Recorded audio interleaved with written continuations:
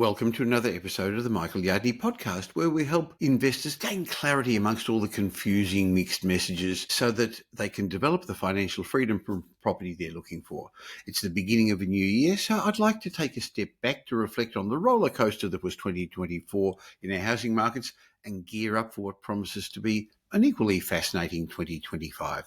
Today I'm joined by Nicola McDougall, Chair of PIPA, the Property Investment Professionals of Australia, who's got the finger on the pulse of what's happening in our housing markets, as well as a good understanding of all the various players in the property industry, from investors to estate agents, buyers agent, project marketers, mortgage brokers, even speaking to government authorities. So let's get into the show and learn some lessons from 2024 and see what's ahead for 2025. Welcome to the Michael Yardney podcast, where twice each week you will learn a number of new ideas regarding success, property investment and money in around 30 minutes.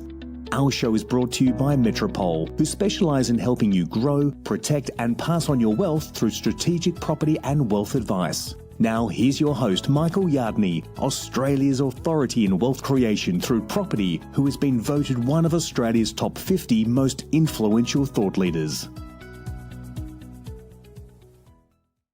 Hi, Nicola. Hi, Michael. It's always amazing to be here. Thanks for having me back. Well, Nicola, let's be honest, 2024 didn't exactly play out the way most people expected, from interest rates that people were expecting to go down, others went up, but we didn't have that full. Economic curveballs were thrown, overseas problems. But interestingly, our property markets were resilient. Continuously bashing the media was one of the other things that happened in 2024, especially from certain political parties like we've spoken before. So I'm sure the markets are also going to offer some surprises in 2025. But let's look back at last year.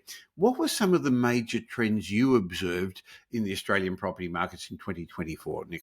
I think in 2024, Michael, we did have which is quite normal market conditions, let's be honest, at a national level, a real, divergence of markets around the nation. And as you know, and I know, I've been doing this a long time, that is very normal. What people got used to, because that amazing property boom, the once in a generation boom that we had, everything went up all around Australia, A-grade properties and secondary properties. But you're right, a whole group of almost generation of new people thought that's the way it is. It's not though, is it? What we saw in 2024, Michael, was a continuation probably of market conditions that were apparent in 2023. And that was, our more affordable capital cities performing the best. So we had double-digit growth in Perth, in Adelaide and in Brisbane throughout 2024. In 2024 last year as well, we saw, I guess, the softening of conditions in Melbourne, and I'm sure we'll probably unpack that a little bit more during today's show.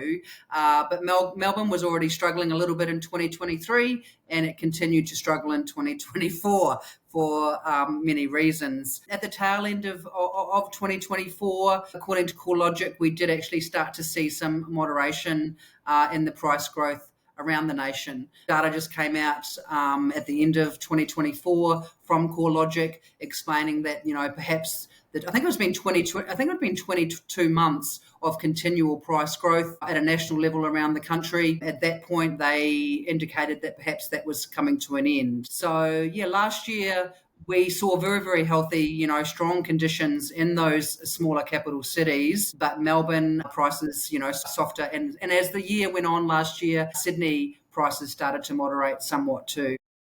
Well, it's interesting that you're right. CoreLogic said the boom conditions are coming to an end. It's actually unusual, if you think about Perth, for a market to be booming for 4 years. That's right. Cycles don't normally last as long as that. Same with Adelaide and Brisbane. Clearly, it's really unusual, similarly, for Melbourne to be such an underperformer for 4 years. And I agree with you. Let's unpack it in a moment. But I'm not sure that this is the end of this cycle. I think it will get another tailwind, is that the right word, to push it going when interest rates eventually fall, which will possibly be later this year. So we can talk a little bit about that, but I think that was a really good assessment of the year. Were there any surprises? Well, perhaps that it continued on for as long as it did, and like you've just mentioned, Michael, that, those strong conditions in Perth continued on, and in Melbourne and Brisbane, they continued on, in Adelaide. I think it's important to recognise that, prior to the pandemic, certainly Perth and Brisbane, those markets had been very flat for quite a long period of time, and perhaps that explains why we have had multi-year boom-like conditions in those cities. When it comes to markets, that was probably the most surprising thing to me. Some of the regional markets appear to be moderating as well around the nation. Myself personally, I just recently sold a property on the Sunshine Coast, and whilst the returns from that were very, very strong, market conditions in that location have actually moderated quite a lot over recent months. We are starting to see some headwinds there starting to have an impact on market conditions. And one of those things is just an increase in supply. We have started to see quite an uptick in supply being available around the nation and in many capital cities. And affordability, I guess, is starting to become an Yes. issue. You're right. The West Coast markets, well, maybe Adelaide may not want to be called West Coast, No, but I'm sure Adelaide they don't. and Perth were relatively very cheap compared to the East Coast markets. And it was led initially by a lot of investors as well, and buyers agents from the East Coast buying there because it was cheaper, made sense. But in some ways, it's a self-fulfilling prophecy, because as locals suddenly see property values go up, they think, oh, maybe I should upgrade or downgrade, change houses. And so it created a bit of a boom there. I think one of my surprises was how poorly the Melbourne market performed for so long. There's lots of factors that people are talking about. They're saying that it was a legacy of the harsh COVID lockdowns. I'm not sure. That was a long time ago. Was it the fact that businesses are having a lot of trouble because the government's not helping them? Is it the interruptions from all the construction happening in Melbourne at the moment with rails and roads? Is it the government taxes? We've spoken about that, the state government property taxes and obligations on landlords. It probably isn't any one of those. Maybe it's just the combination of all of those things that people are just tired about all this. And you would be a better place than me, as I'm sitting here in Brisbane, Michael, and you are in Melbourne, to understand that. And I guess it's the same as when we talk about, locations that are primed for capital growth. It's not one thing that's going to do it. It's multiple things that are going to underpin market performance going forward. If you put that, switch it on its head and conversely say, well, it's multiple things that are going to drag a diverse economy like Melbourne down, and that's what we've got at the moment. And on top of that, I think there's consumer sentiment, buyer sentiment, which is very negative. Investor sentiment, as we know, which is kind of negative, but not, as we've talked about before. Our survey, the PIPA survey, showed, an exodus of investors out of Melbourne, but also the same people also said that they thought that Melbourne had the best capital growth prospects. Yes. So that's a little bit paradoxical to understand, and they could be right or they could be wrong. But I think, as you just mentioned, Michael, it's the plethora of issues that are dragging down the economy, they're dragging down consumer sentiment, and none of those things add up to strong or healthy market conditions. No, they haven't. Interestingly, the headlines I've read recently are the Melbourne market, some say slumping, others say crashing. A 0.1, 0.2% fall a month isn't a crash. The upper end of the Melbourne market has been very quiet over 2024, and I believe it'll be the one that starts the cycle again when eventually interest rates fall, which I think are going to come later this year than many of us have been hoping. But you also made a comment about people leaving the Melbourne market, as the PIPA survey showed, but also property loan approvals are suggesting that investors are coming back. So others are seeing it as a counter-cyclical opportunity, Nicola. Well, and like you mentioned just before, Michael, that's how the boom in Perth started, right? It started by investors going into Perth several years ago, seeing opportunity, recognising affordability, and perhaps that'll be the situation in Melbourne. And let's be clear here. Melbourne is our most populous capital city, with a massive economic engine room. It's never going to stay down for long. And as you know, there's a reason why it's called market cycles. And you have periods where prices are going up, prices are going nowhere, and prices are falling. And at the moment, like you said, I think Melbourne prices over the 12 months to the end of 2024 had fallen over only a few percent. Like it's really not significant at all. So at the moment, that's just the market cycle that Melbourne happens to be in. Well, one of the great things I like about property is you can always outperform the averages. You can't, as if I buy a BHP share or a CBA share, it works the same as everybody else's. But that's a whole different story. I think the other surprise over the 12 months was interest rates, Nicola. People were initially worried about, what was it, the fixed rate cliff and the mortgage cliff and mortgage defaults, which didn't happen. And then we thought interest rates would fall. There was the suggestion that may happen. And so people started to get some confidence, and then the interest rate falls kept getting pushed further and further out. So I guess interest rates do affect us all, but also affect sentiment. You're 100% right there, Michael, because I think throughout 2024, if we were having this conversation at the tail end of 2023, probably the bets were on that there would have been some interest rate cuts in 2024. And as the year progressed, those forecasts just getting pushed out and out and out. And at the end of last year, we were looking into sort of, depending on which forecaster you listen to, and everyone seems to have different ideas about when it could happen, but now it seems to be sort of pushing into mid this year or later this year. But then we had said that last year that's where we expected, and I think there might be some fatigue happening out there. Certainly affordability has been, I guess, one of the biggest draw cards this year because of the constraints on borrowing. And whilst those of us that have been in the market for a long time have made peace with our higher repayments, maybe we've done things to reduce our debt exposure, most of us, I suppose, have been hopeful of that happening sooner rather than later. And it's disappointing when you kind of go, okay, especially when we have seeing that moderation in inflation. Unfortunately, the continuation of extreme government spending is preventing inflation perhaps falling as fast as we would all like it. It's falling at the rate that it's falling. We can't do anything about it. And now with those subsidies with electricity has really muddied the waters, I suppose. And depending on which economist you follow, some people are, screaming and ranting and raving right now that rates should have been cut yesterday, because it's very difficult, I suppose, to actually work out what's happening with inflation when we have all of these temporary factors, either keeping them higher or, making it lower temporarily. And also I think as well, it's hard to believe anything that the Reserve says anymore because of what we all experienced during COVID.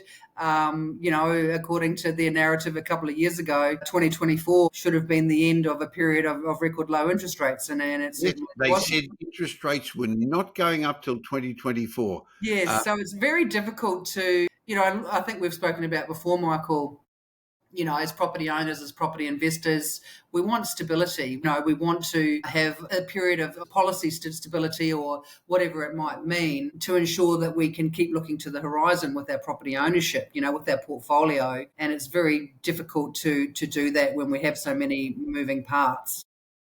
Well, you represent, as chair of PIPA, a whole lot of people in the industry, groups in the property investment professionals of Australia, from real estate agents, buyers agents, not just investors, project marketers. Mortgage brokers.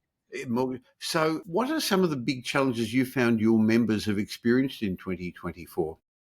I think on the whole, investment activity has, continued to be very robust.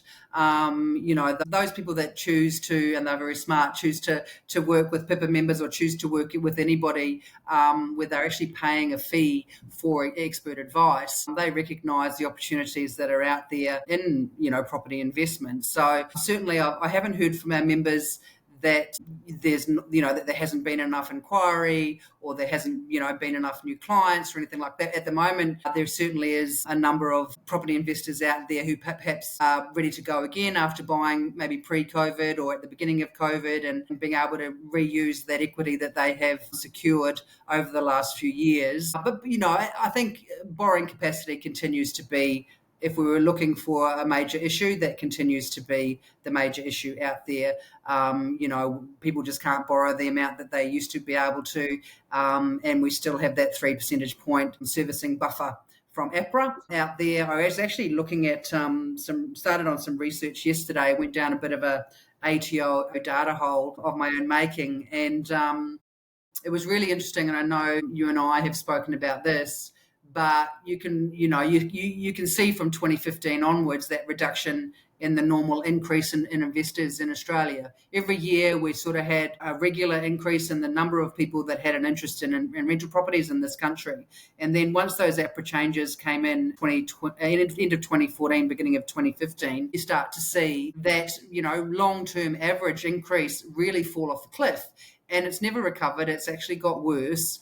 And by my determination, and I haven't finished this research and analysis yet, but we are potentially missing several 100,000 investors. If the normal flow, if the long-term average increase in the number of investors over decades had continued on, we would have a couple of 100,000 more investors right now than what we have. And, that is one of the reasons why we have a rental crisis. So policies like that impact supply. I just wanted to make people aware who aren't aware of what's happened. In 2014, at that stage, we were having a little property boom. And in Sydney. It became speculative. You're 100% right in Sydney, where up to 50% of all loans were for investors. Right. And that could have led to a significant downturn because it was speculative. APRA stepped in and did a couple of things. It restricted the lending to investors. Banks could only lend a certain amount of their loan book to investors, and it also increased the buffers. So just for those who didn't understand, haven't been around long enough to know what you were mentioning, I just wanted to put that in there. And so therefore, what they've done is restrict the number of investors, make it harder, make it more expensive, make it more difficult to get a loan. And now you're saying we're paying for the consequences of that. I agree, by the way. Yeah, I know, exactly. And the writing was on the wall back then, and as I say, by doing this analysis of ATO data yesterday, you can really see that the natural increase in the volume of investors every year, which needs to happen, right? We have a growing population. Our population has increased by more than 6 million people in the last 20 years. But what we've seen, probably for the last 5 years, is the number of investors flatline. Yes. And so we don't have the volume of investors out there that we should to purchase investment properties, to perhaps buy, new builds and things like that to increase rental supply. That is simply not there. And part of the reasons for that back then were those limits. Many of those limits have been removed, but we still have a 3 percentage point serviceability buffer. And also just in the high interest rate environment, there is just fewer opportunities for people to access the finance that they need to be able to purchase an investment property compared to what it was, 10 years ago. Now, somebody's going to be listening to this thinking, hey, it's good. Property investors, greedy, ugly property investors can't get in and take advantage of first home buyers. But interestingly, every year over 100,000 first home buyers get into the market. There's still a large number of first home buyers as well. So it's not investors pushing them out. Investors are providing a service, a rental accommodation service for many of the new migrants, for the students, and for people who at the moment don't want to buy. A survey last year by the AHURI, the Australian Housing Research Institute, I've forgotten their full name, basically it's a left-leaning organisation from the government, but interestingly showed that 10% of renters are actually rent-vestors. They own investment properties. Yes. And about 25% of those renting actually don't want to buy a house at the moment. It doesn't suit them. They're not at that stage of life. They've got married, they've got divorced, they're moving to a different state. So somebody's got to provide that accommodation, and the government isn't. Well, according to this 2021 census, Michael, there's around about 2.8 million rental properties in this country. 20 years ago, there was 1.8 million. So there's been 1 million new rental properties in the last 20 years. This is part of the research I've been working on. You can, bet your bottom dollar the government's not going to stump up and, create. I know they've been talking about building one in the next 5 years, which we all know is not going to happen. No. But in the last 20 years, investors have actually purchased 1 million or created 1 million new rental properties to help house 30% of our population. And as I mentioned, our population has increased by more than 6 million people over the last 20 years. And my concern now is from, as I say, very early days of this analysis, is that the reduction in the increase in the number of investors in the market ensures that the rental crisis will be sustained for quite some time because they just simply are not there in the same numbers that they used to be. Clearly, as we've spoken about before, there's been an exodus of investors from markets around the country for many reasons, but clearly the data is also showing that for 10 years now, the number of new investors coming into the market is half of what it used to be the 10 years previous to that. Now, this data comes from the Australian Taxation Office, Yes. I assume, so it's public knowledge. And I know in the 21-22 tax year, which is the last full years, Yes.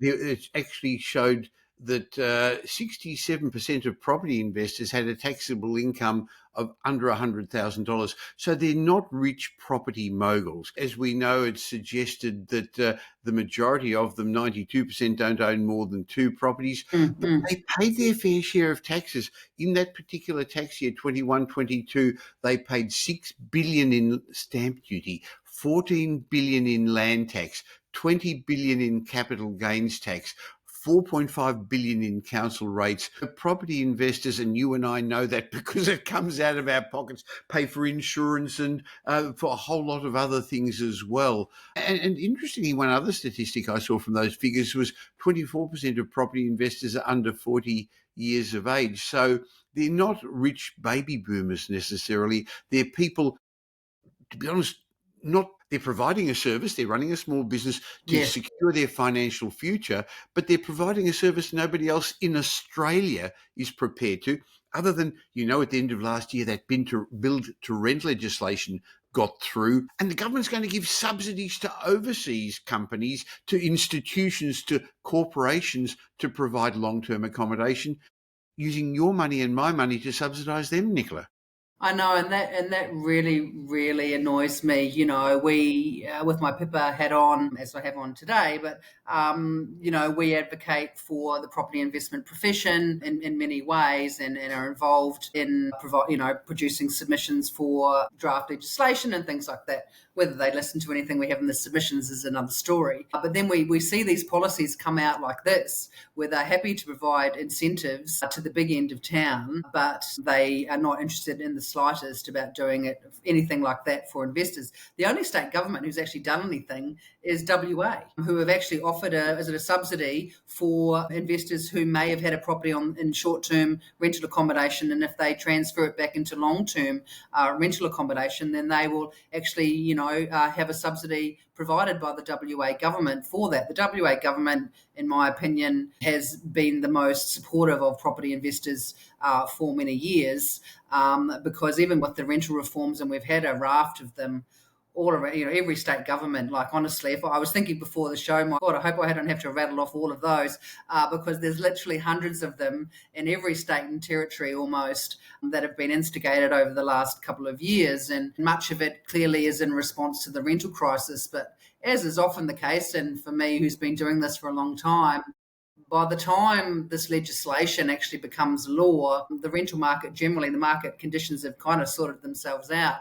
So you end up with really restrictive policies when markets actually start to moderate. And I think that's kind of, look, the rental crisis is entrenched and ingrained, but now we have all of these rental reforms that have come in, which are making owning a rental property, more difficult, more onerous financially for some people, and perhaps more unattractive for either existing or new or potentially new property investors. A lot of these things that have been brought in over recent years, and as I say at the start, WA has been very moderate with any reforms that they have brought in this regard.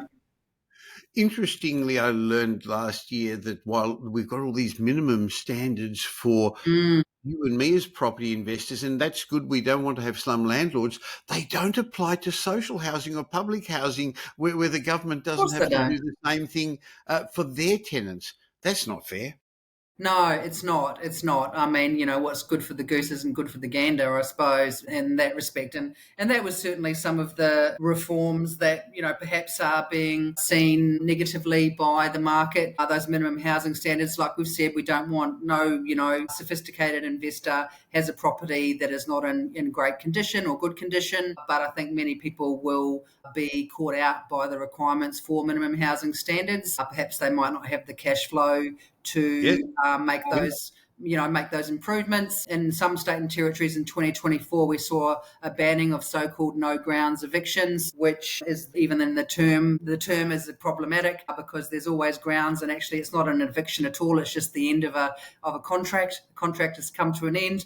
But Yes. clearly that doesn't mean anything anymore. And also what we saw last year was in some jurisdictions, those limits on break lease costs.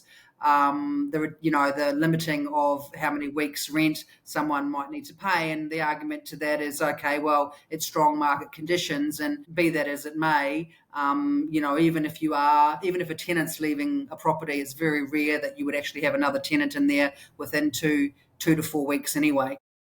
Definitely. Interestingly, at the end of last year, Victoria changed the amount of time you've got to give with cause to end an agreement. So the tenant can actually say, hey, the lease is finished, I'm giving you notice. But as landlord, if I want to sell my property for whatever reason, and some people do have to sell because of marital breakup, their investment properties, or because of financial troubles, you now have to give 90 days notice to a tenant, 3 months, which is going to create hardship for some investors.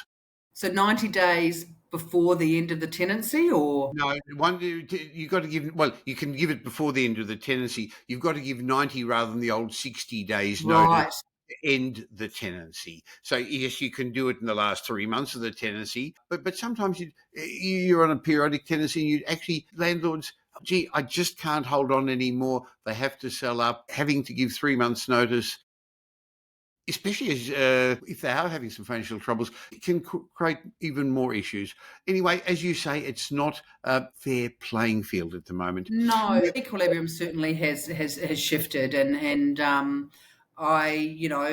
most states and territories, WA is not one of them. I must admit, here in Queensland, I think since they got wrapped over the knuckles quite publicly with the interstate land tax debacle a couple of years ago, they've actually been very moderate with the rental reforms here in Queensland. And obviously, last year in 2024, we saw a change of government in Queensland too. So I'm looking forward to sitting down with the new Queensland Treasurer in 2025 this year, because I think that'll actually start to see some more support for the property investment profession here in Queensland. So that's been something that we have been advocating for quite some time. But as I say, not every state and territory is treating investors poorly. There are areas definitely where they are respected, and the role that they play in the provision of rental accommodation in this country is recognised by policymakers.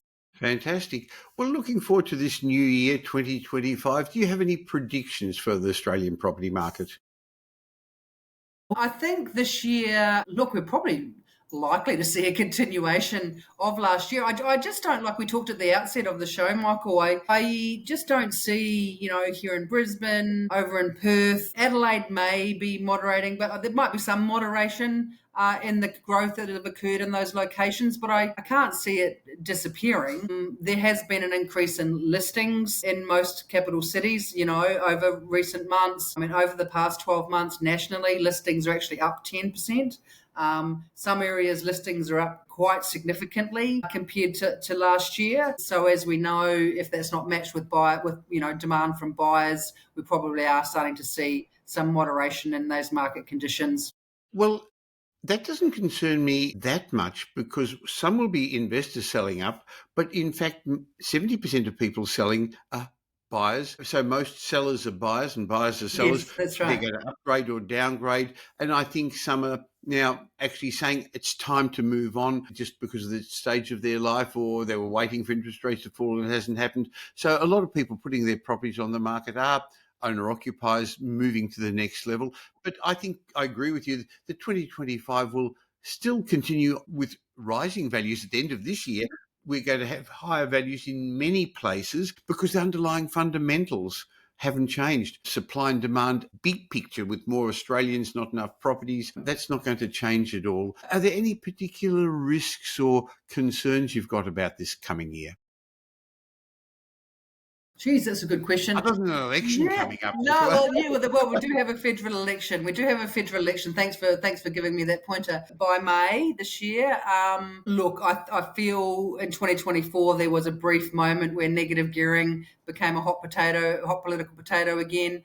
I feel that the federal government, the ALP, recognises that going to the election with any changes to negative gearing or CGT will highly likely not end up going very well for them. So I don't think, and there was a bit of scaremongering about that last year, and I refused to actually be interviewed about it because I was like, look, we don't know that this is a thing. I don't want to give it oxygen. Let's not turn it into a Yes. thing. And as it turned Yes. out, it wasn't a thing. So I think that is that a risk? I actually don't think it's a risk. I think what we're going to see though in the next few months of this year is that certain parts of the media and perhaps certain political parties are going to perhaps jump on the bandwagon about it. And unfortunately for Labor, it does actually have that historically, as having gone to numerous elections with that as a policy. I feel that won't be beneficial to them. But I believe when they say that they won't be looking at negative gearing in CGT, that doesn't mean that there won't be some scaremongering about it in the lead up to May this year. But apart from that, no, I think, look, there has been a rise in distressed listings over, at the tail end of 2024. That high interest rate environment, whilst we've made peace with it, perhaps some people are starting to struggle with that. Yeah.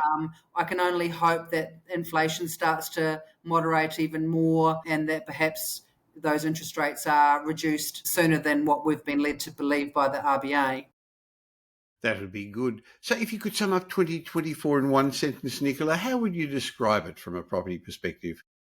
Healthy.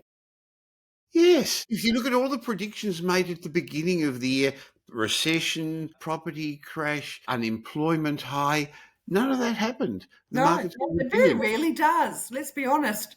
It very rarely does, and the market continued on in the various locations as its local economy was dictating, I guess, in a way. And we had some areas that were performing very strongly, and other areas that weren't. And we had some areas that weren't doing very much at all. And that's why it's important to have a national outlook.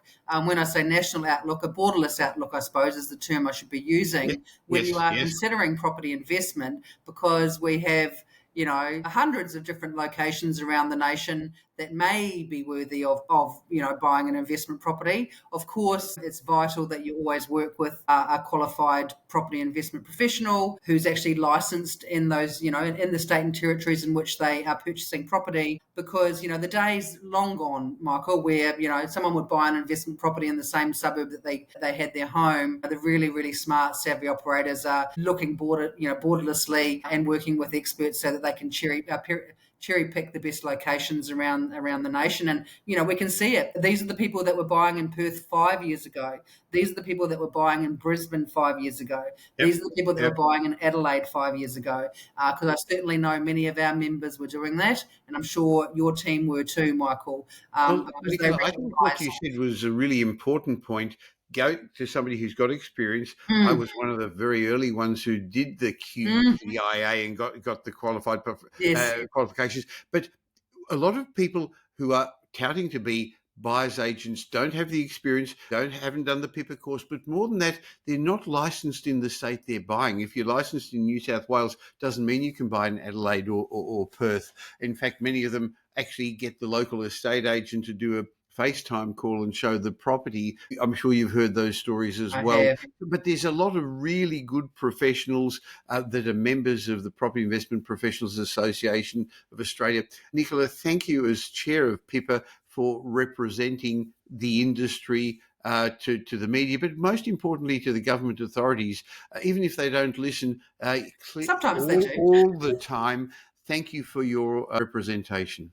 And I think it's important. Thank you for that, Michael. I've just ticked up 10 years on the board, 3 years as the chair. But I think it's important that while I have frustration about producing submissions for rental reforms and often for Labor state governments or appearing at hearings, and I get really frustrated. But then sometimes something interesting happens, which is here in Queensland. Last year we had a change of government, and for the last few years I have been spending a lot of time, obviously, producing submissions on reforms here in Queensland, but also spending a lot of time with the opposition. And now that opposition is the Queensland government. Yes. So that's all going to come. Let's hope we can see perhaps more of that happening around the nation over the next couple of years. Fantastic. Thank you very much. I look forward to having a chat with you again later in the year about what's happening in our housing markets. Thank you, Michael.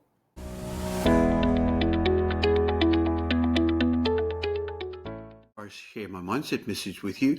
I just want to suggest that 2025 is going to be a great year for some people in property, while others are going to continue sitting on the sidelines. At the end of 2024, I heard many investors still worrying about the fact that more properties are coming on the market for sale. They're worried that may hold price growth. Maybe unemployment's going to go up because the Reserve Bank's trying to make that happen. Inflation's remaining higher than the Reserve Bank would like, and interest rates are going to remain higher for longer.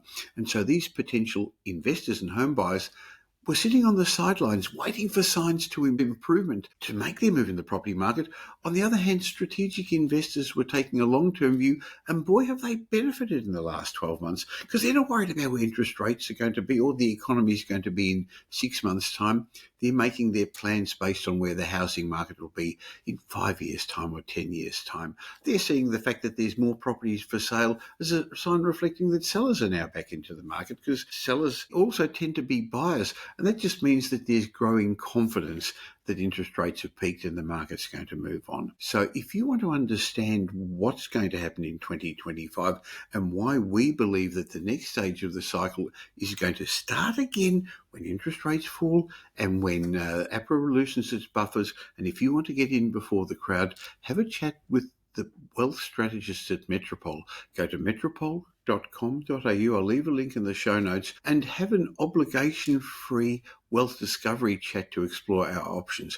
By the way, we're much more than just another buyer's agent. We help our clients safely outperform the markets and grow their wealth and pass it on to future generations through strategic property and wealth advice. We know the landmines that are ahead. We're going to give you some perspective and help you get clarity in the chaos of all the mixed messages. Metropole.com.au.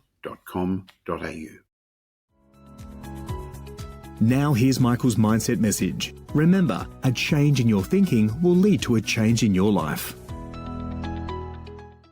In my mindset message today, I want to share a really quick message and ask you the question, what if your path is a spiral? Hey, what's Michael on about? Well, let me explain to you.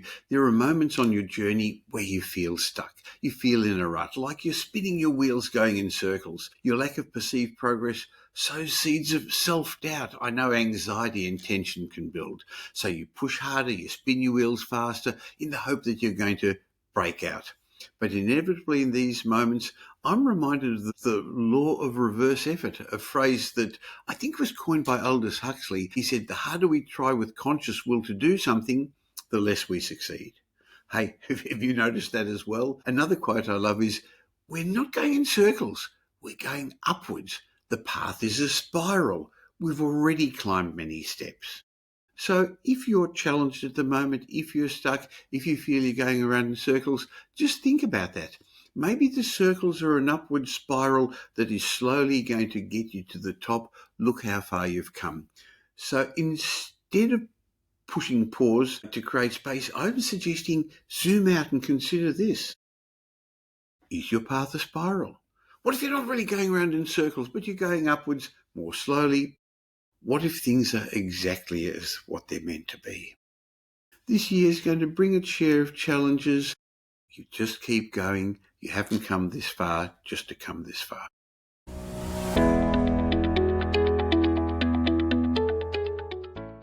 Thank you for spending the last little while with me. I hope you got some benefit from this show. But before you move on to the next podcast you're going to listen to, let me remind you I have another show that I produce once a week with leading demographer Simon Kirstenmacher. We call that Demographics Decoded, where Simon and I unveil the trends that are going to shape your future. In my mind, this is a must-listen-to podcast for anyone interested in property investment, but also for business people and entrepreneurs. So if you don't currently subscribe to Demographics Decoded, just please stop for a second and subscribe on your podcast app where you're listening to this, or on YouTube. And of course, if you don't subscribe to this show, the Michael Yardney podcast, why not click the link that says follow or subscribe wherever you're listening right now. So twice a week, you're going to get benefit from my guests and me. Oh, and I'd like to ask you a little favour, please. If you did enjoy today's show and you know somebody who would also benefit, please tell them about the Michael Yardney podcast and Demographics Decoded. There's a share button on every podcast app. On Apple Podcasts, there are 3 little buttons at the top of the player. Or just tell them about it. Just have a chat with them. Now, I hope you're going to be doing them a favour, and you're definitely going to be doing me a favour in my quest to help as many people as possible to become financially literate. And by the way, I've got a special bonus for you. As my way of saying thank you for subscribing, just go to podcastbonus.com.au. There'll be a link in the show notes, podcastbonus.com.au, where I've got a bunch of ebooks and reports. It's just my way of saying thank you for taking the time to listen. And remember, the information that we give you in this podcast is general information, not specific information about your personal circumstances, because we don't know about them. But if you do want specific information, you can always have a chat with my team at Metropole. Go to metropole.com.au. If you really want to learn more, you can always listen to the previous podcast, the many episodes we've already published. Just go back to the old episodes, which each have lessons about property investment, success, and money. Once again, thanks for listening to today's show. Thanks for listening to this episode of the Michael Yardney podcast, which was brought to you by Metropole, who help their clients grow, protect, and pass on their wealth through strategic property and wealth advice. If you like what you heard and don't already subscribe, you'll find us on iTunes or on your favourite Android app as the Michael Yardney podcast. Watch out for our next show, which comes to you twice a week, and you'll learn some new ideas about property investment, success, and money in around 30 minutes. To get more of Michael's thoughts, go across to www.propertyupdate.com.au and sign up for his daily morning briefing, and you'll hear from not only Michael, but a group of leading property success and money experts. And just a reminder that the information you heard in this show today is general educational advice and not specific investment advice, as we don't know your personal circumstances. If you're looking for specific advice, why not ask the team at Metropole to help you?